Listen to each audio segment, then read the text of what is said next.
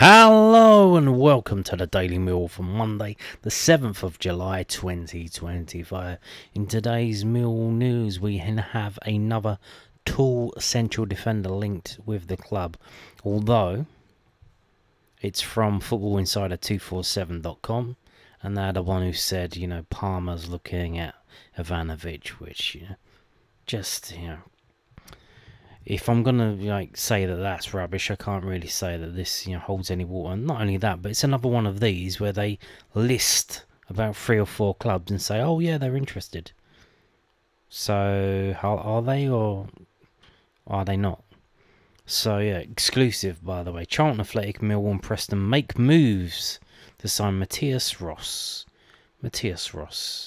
And he is a Galatasaray player, or he was. So, Charlton Athletic, Millwall and Preston North End have made approaches for Mathias Ross following his Galatasaray exit, sources have told Football Insider. The central defender 24 is available as a free agent after cancelling his contract at the Turkish Giants a year early by mutual consent. That's interesting. That is, what's the word for that? Red flag? Alarm bells? Mutual consent? Okay. Why would someone let a player leave a year early? It's not really how things work, is it?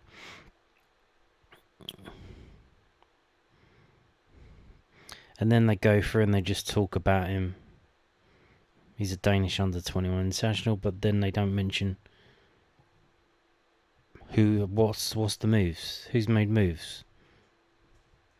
So what was the moves? The agents contacted them, and they returned the phone call, or they returned the email. Yeah, it's how is that you know what I mean? Yeah. So who is this guy? Right, this is from fbref.com. This is his career. So 17 years old. Makes his debut for Aalborg in the Danish Superliga. Starts 5 games. 17 years old. Okay. And you can see now season after that, 18 years old, starts 18 games. Season after that, 20 games he starts. Season after that, 24 games he starts. Finished 5th in the league they do. Aalborg. Season after that, 21 years old. They're not doing too well. They finished 12th, which I think may be relegation. The Danish Superliga doesn't have a lot of teams in it.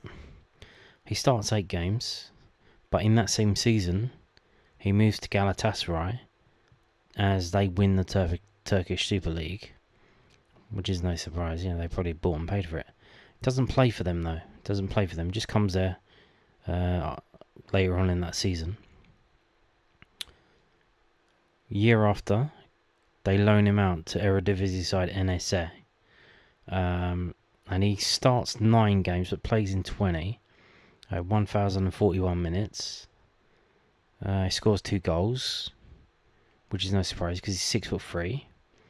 And then the season after that, so the season just gone, last season, doesn't make an appearance for Galatasaray. They loan him out again. Now there may be a reason for this in Turkey. Obviously, it's not in the EU, so the employment rules don't apply. Much like us, they have their own system. They have decided to go with a system of there's 28 players in a squad that you can register, and 14 of them can be overseas players, so non-Turkish players.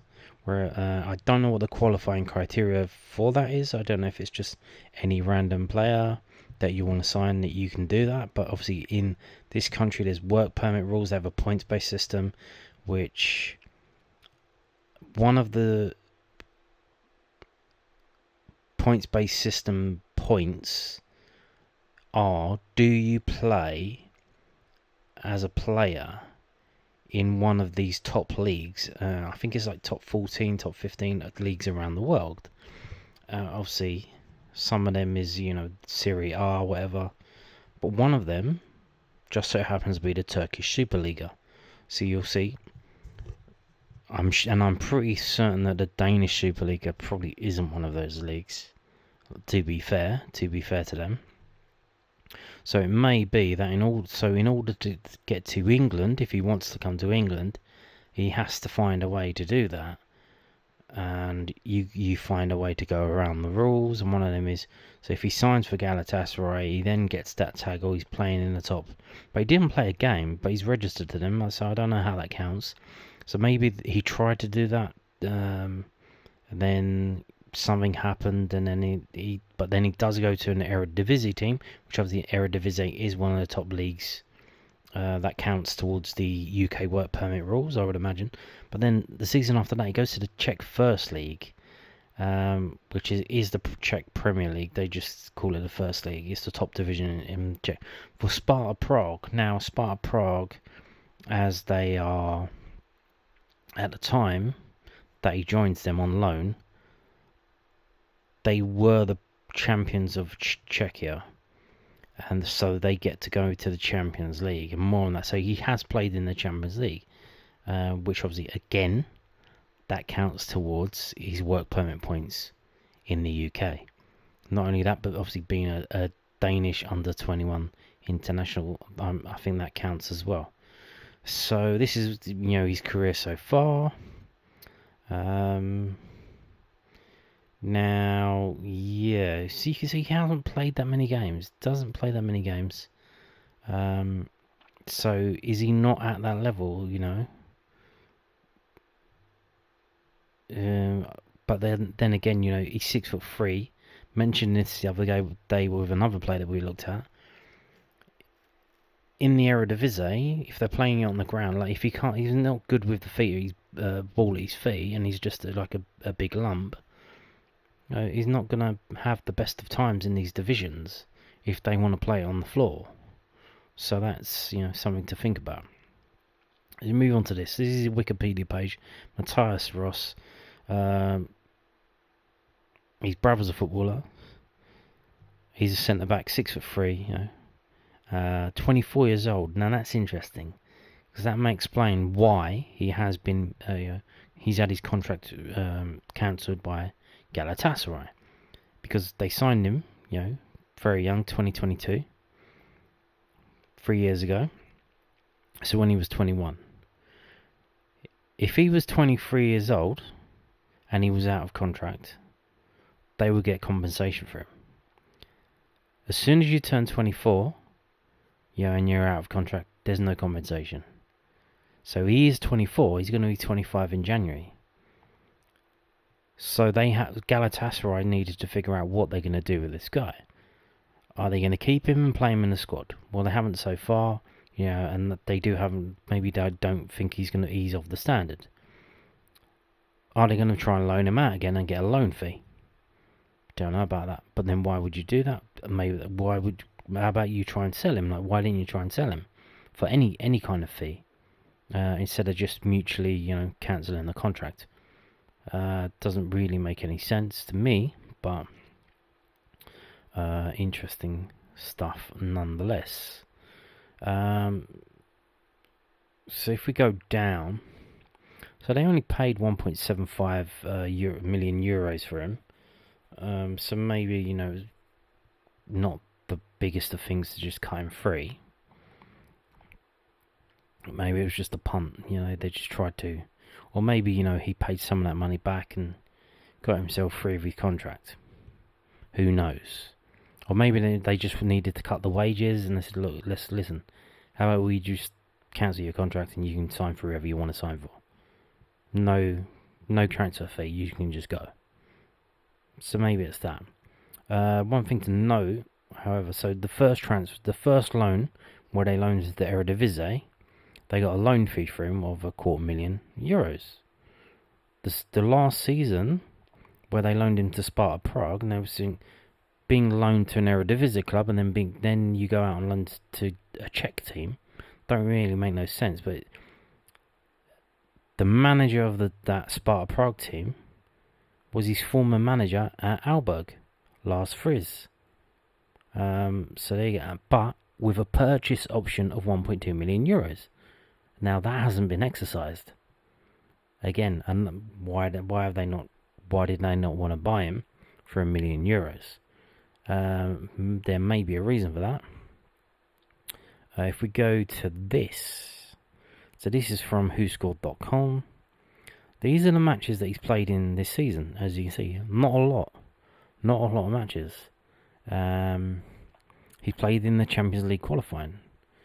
Shamrock Rovers. He scored against Shamrock Rovers. They won the tie 6-2 on aggregate. And then in the Czech League, he's played full 90 minutes as well as playing bits of games. Now, interestingly enough, he's played a 46-minute game. This one here, that one, a 44-minute game. And both games, he got taken off at half-time.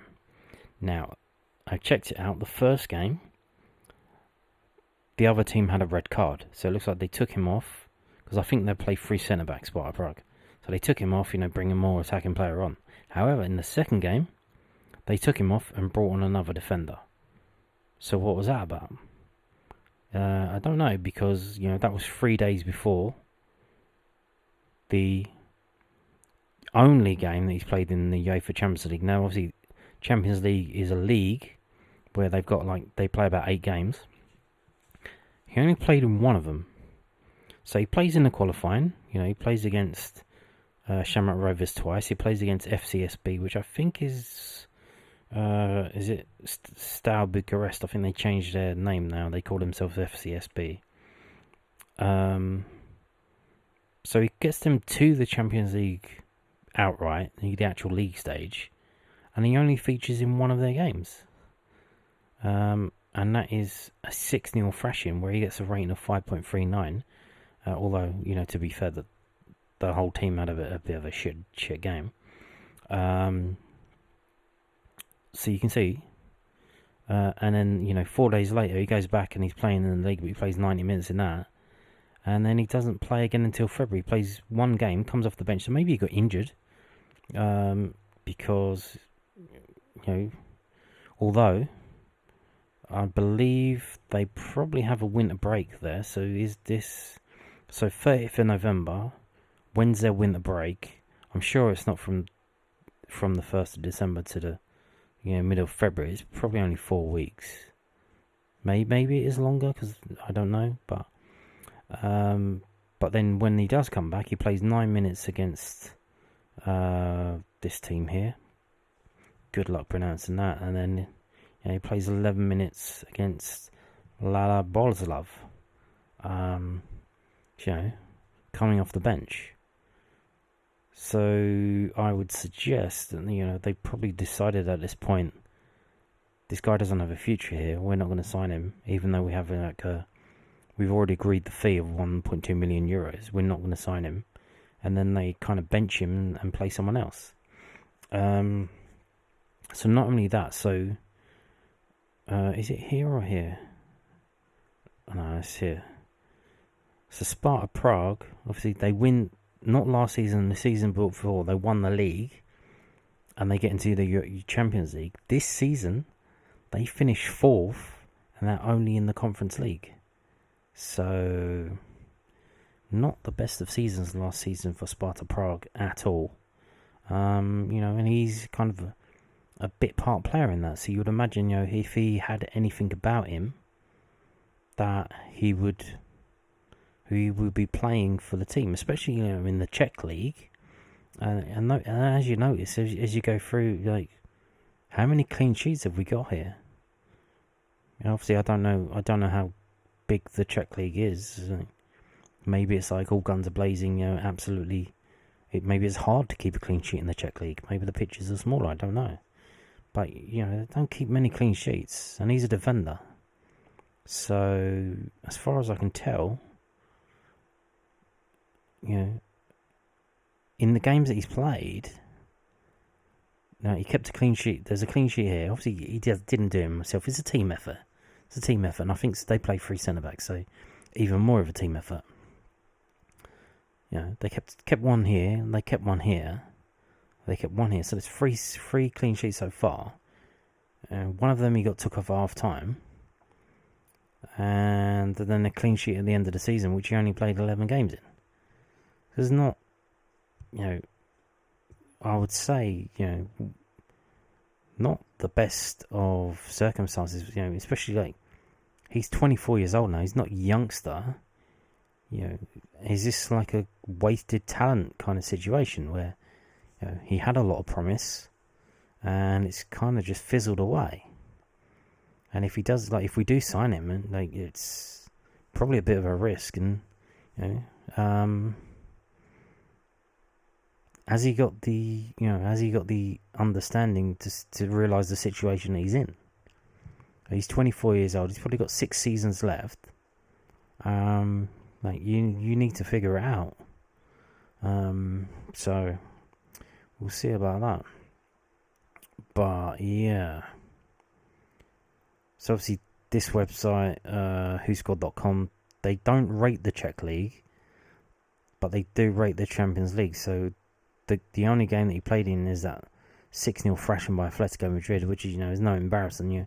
Sort of Slavia Prague up against Atletico Madrid. That's a bit of a tall order, and he got a rating of 5.39, and so this characteristic thing here is only based on that one game. He's an indirect set piece threat, and he clears the ball out of defence often. So yeah, he's literally just because he's tall. Now, like again I said, maybe they're not playing to his strengths, which is hard.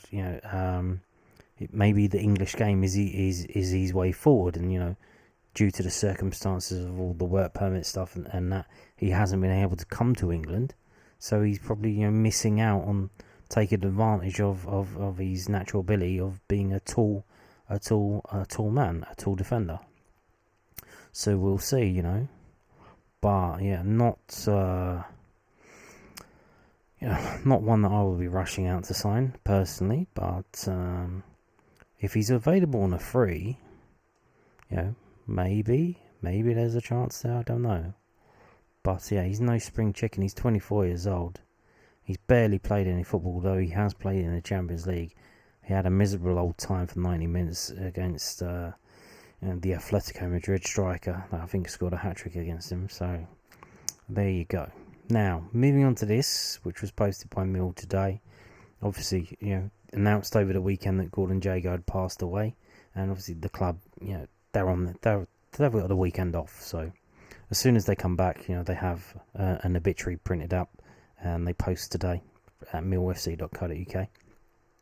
We're just going to read it, even though we covered it yesterday. So, Millwall Football Club is saddened to hear of the passing of former manager Gordon Jago, MBE. Born in Poplar on the 22nd of October 1932, his career in football began in the amateur ranks of Dulwich Hamlet, having already been capped by England at youth and schoolboy level. Making his professional bow with Charlton Fleck in the spring of 1951, for whom he appeared in 137 league games, mainly as a centre-half. Following his retirement as a player in 1962, he turned his hand to coaching, firstly with Eastbourne United and then with Fulham. The lure of making something of himself in the States proved too great, and was one of the reasons he left Millwall in December 1977. Jago arrived at the Den in November 1974 and was the 12th manager to hold such a role for the Lions, following a decent spell with London rivals Queen's Park Rangers. However, his attempts to keep the Lions in Division 2 failed. Relegation was probably a blessing in disguise for Mill, as the following season, 1975-76, they finished third in Division 3, earning promotion back to the second tier. Gordon brought in a number of very good players such as Ray Evans, Tony Hazel, John Seasman and Chris McGrath. Stints in North America with Baltimore Bays and Tampa Bay Rowdies, where in successive years he took them to the Soccer Bowl finals in 78 and 79, followed, and while at Tampa he raided Millwall to borrow Barry Kitchener and then take Dave Memmott, Kevin O'Callaghan and Tony Kinsella stateside for then a hefty transfer fee. He had also assisted Dallas Sidekicks in America's major indoor soccer league. Gordon took over the Rangers manager in 1971 to 74. The thoughts of everyone at Millwall Football Club are with the family and friends of Gordon at this sad time. Rest in peace, Gordon, and thank you for your contribution to Millwall's history. Yeah, exactly. Now, moving on to this, talking about contribution to Millwall history, one person that hasn't done much of that is Macauley Langstaff. And, you can't fault him for his effort. He has been trying, but it just hasn't happened for him. So it's not like, he's a lazy bastard or anything like that. It's just, he jumped up from League Two to the Championship, and, just wasn't happening. So we have this from Bristol Live via MSN. And it's just nestled in, like they've done a little roundup of Bristol Rovers news. So Bristol Rovers, I believe they're in League One.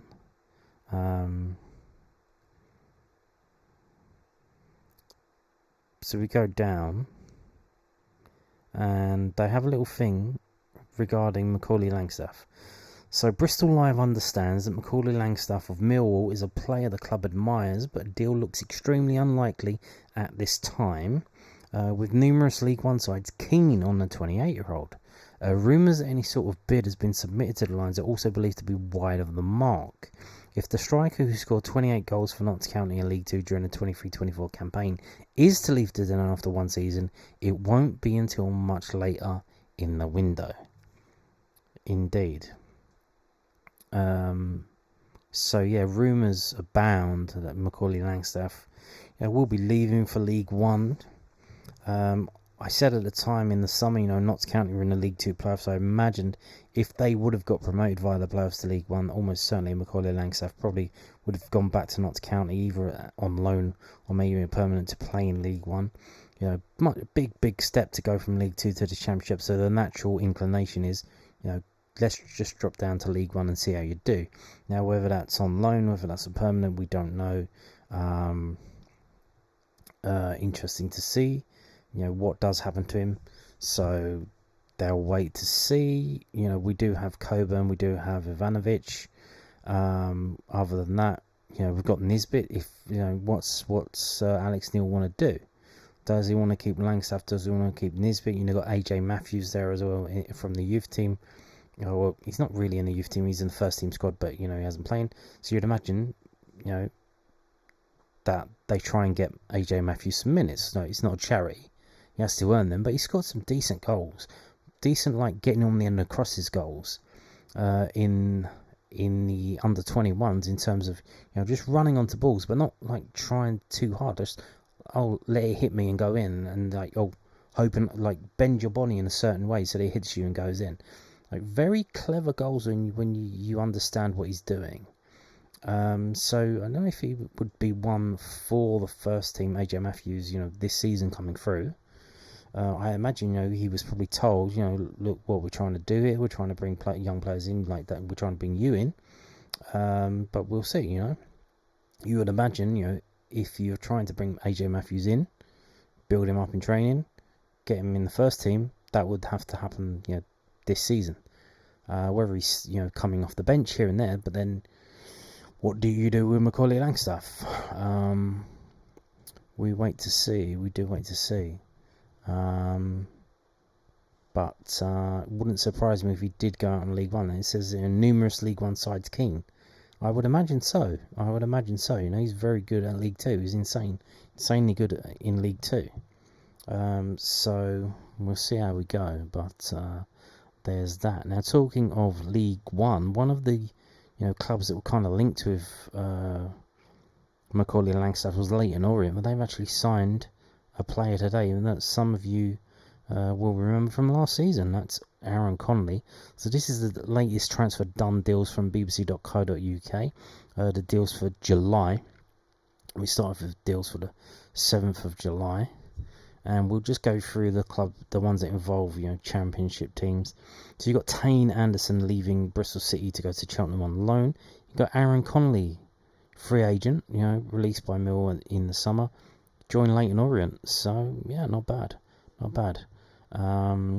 You've got Orne Hegebo, signed for West Brom from SK Brann. One thing to note as well, so in terms of championship teams signing championship players, so you've got 24 teams in the championship. You've got two of those teams on special measures. You've got one that may be, getting involved in that as well in terms of Leicester.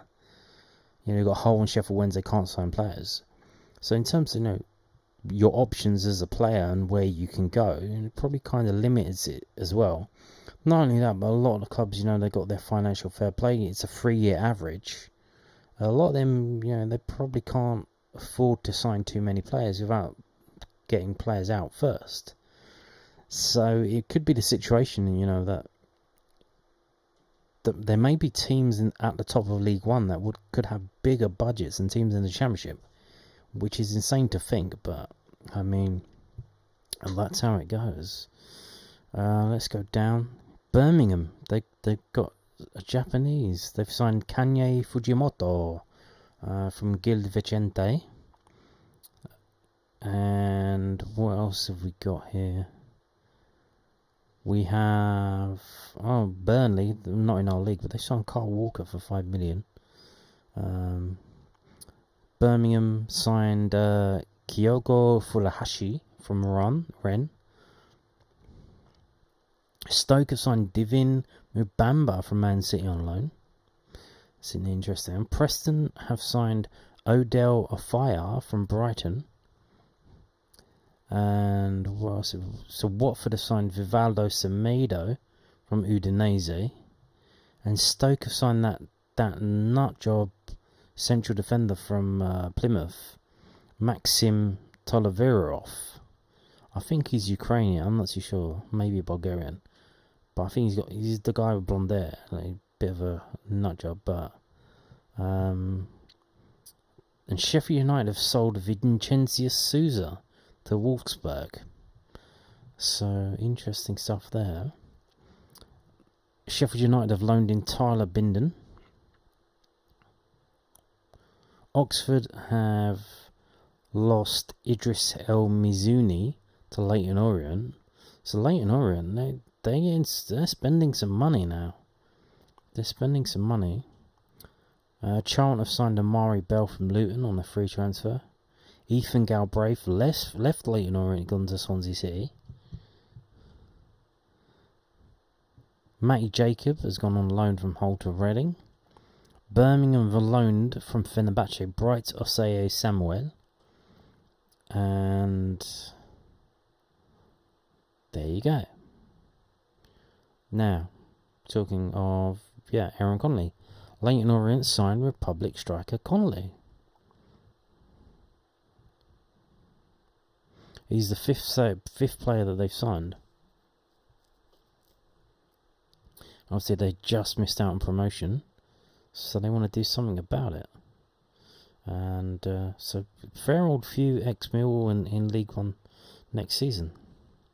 George Honeyman's there, Aaron Connolly's there, George Saville's there. Interesting stuff. Now, moving on to free jobs. We're going to finish with free jobs that Millwall have advertised on millwallfc.co.uk. So, Millwall Academy hiring under-13s assistant coach. So, here we go. The primary focus of the under-13s assistant coach will be to support the head and lead phase coaching, planning, delivering and reviewing under-13s training and match days, contribute to the development and review of players' individual development plans, whilst maintaining accurate player records on the Millwall Intelligence platform, known as Kitman Labs. And obviously, we will be looking at the full job description. So it's £12.50 an hour. There's 9 hours per week. You got training on a Tuesday and a Wednesday night, 5 to 7. 5 to 7, so not too late. And Saturday training, and obviously weekend fixtures. So the fixtures on Sunday, I would imagine. I believe at this level, I think from, is it under 15s and below? You don't have a league. They don't want you to play league football, that you have cups. And you have different cups, so it's kind of like one-off ties. Sometimes it's two-legged, but mostly just cup games. And there you go.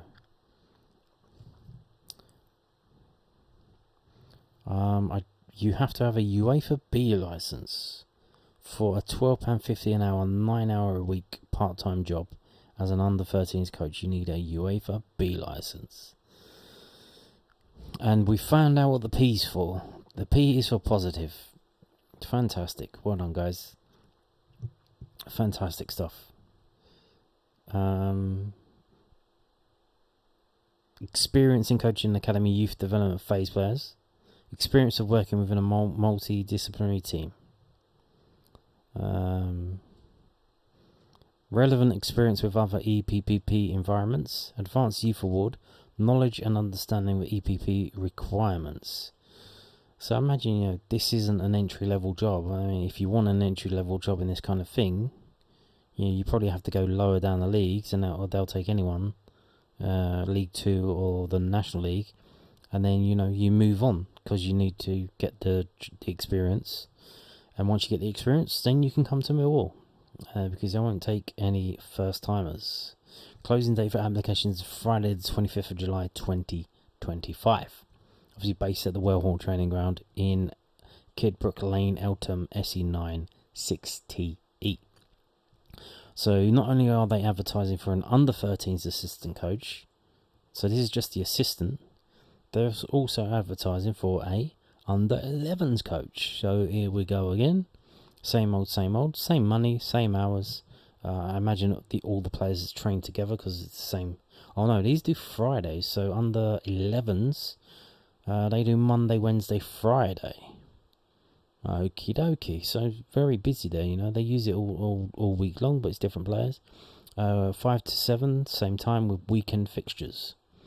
And same old. UEFA B license, etc. Advanced Youth Award, which is another type of training, I believe. And again, the date is closing date for application is Friday 25th of July.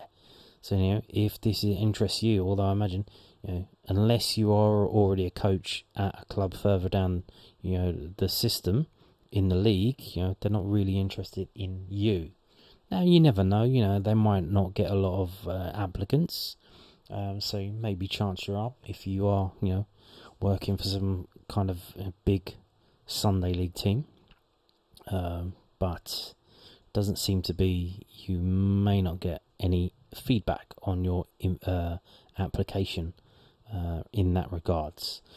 Not only that, so we're going to finish with the third and final job that Millwall are advertising for, and it's kind of mislabeled in my opinion. So it says here they're hiring a match day receptionist. Okay, so Millwall Football is hiring a match day receptionist. The role holder will be the first point of contact for all hospitality guests, club officials and club guests on Millwall match days, working with the wider front of house team to ensure the smooth delivery of match day experiences at the Den. For a full job description, see below. And of course, we will do that. So it's the minimum wage, literally just the minimum wage, whatever that is these days. What is it up to now? I don't know. They have all kinds of different things, don't they? They have the national minimum wage, and then there's some kind of London living wage, and it's it's all kinds of things. So match days and event days. So when I hear the word receptionist, I'm imagining somebody sat behind a desk, maybe answering calls, or maybe just interacting with people that come up to them, like at a doctor's office, etc., that kind of thing, GPs. But what this is, it seems to be more like what I would call a greeter. You greet people. So the role includes, but is not limited to, welcoming all guests to the Den with a warm, professional and helpful manner, provide accurate information and assistance to guests, clients and colleagues, ensuring a high quality front of house experience, greeting guests and welcoming them into a dedicated hospitality package, creating a good rapport. Is that how you spell rapport? I do not believe that's how you spell rapport. Rapport is a French word, I believe. Maybe I stand corrected, but isn't it P-O-R-E? And the E's got the little thing on it, the line. I'm not sure. With repeat supporters, including season ticket holders and sponsors, being the first point of contact for hospitality customers, ensuring that their entire entry into the stadium is seamless, ensuring the front of house areas are ready to welcome hospitality customers, club guests and officials, liaison with the club staff and agency staff to translate important information, work as part of the wider front of house receptionist team, support match day and event operations as required, including corporate hospitality, coordination and guest management. And basically, obviously, for a minimum wage job, there are no qualifications that you need to have, really. It is desired that you've worked in a reception or customer service based role, maybe in the front of house of a restaurant or an hotel, that kind of thing. Have a passion for live sporting events and guest experiences. So basically, it's people skills, which requires an interview. I imagine you could turn up there, and they'll hire based on how you do in the interview, really. That kind of thing. And the closing date for that is the 18th of July. So there you go. If you do need, there is an application form. So obviously, go to the Millwall website, get on this, and have a look. And there you go. And on that note, thank you for watching, and goodbye.